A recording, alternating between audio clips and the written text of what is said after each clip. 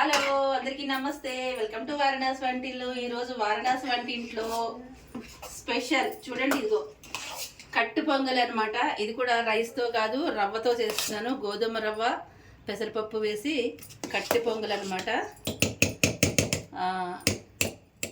అయితే ఇదిగోండి, ఇది గులాబ్ జామున్ అనమాట. నీకు ఇష్టమా? ఇది గులాబ్ జామున్. దీంట్లో వేసేసే నాన్న, ఇవి వేస్తావా ఇందులో? నా మనవరాలు చేస్తానని అంటూ ఉంటుంది, అందుకని తన చేత చేయిస్తున్నాను అనమాట. ఇందులో వేసేసేయి. జీడిపప్పు బాదాం అనమాట, నేతిలో వేయించి తీసింది.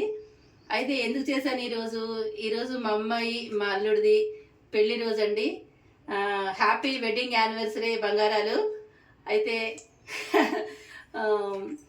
తెలుగులో ఏం చెప్పాలి? వివాహ వార్షికోత్సవ శుభాకాంక్షలు అల్లుడికి కూతురికి. ఎప్పుడు కూడా ఇలా హ్యాపీగా ఉండండి, నిండు నూరేళ్ళు హ్యాపీగా ఉండాలి, ఆనందంగా ఉండాలని కోరుకుంటున్నాను. అలాగే ఈరోజు పెళ్లి రోజు, పుట్టినరోజు జరుపుకునే వాళ్ళందరికీ కూడా శుభాకాంక్షలు తెలియజేస్తానండి. వారణాసి వంటిల్లు తరపున అందరికీ శుభాకాంక్షలు అనమాట.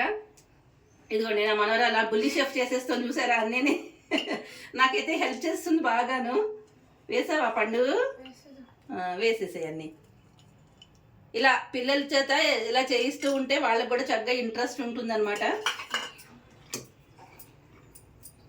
ఇదిగో చెప్పు, అమ్మకి నాన్నకి శుభాకాంక్షలు చెప్పు, గట్టిగా చెప్పు.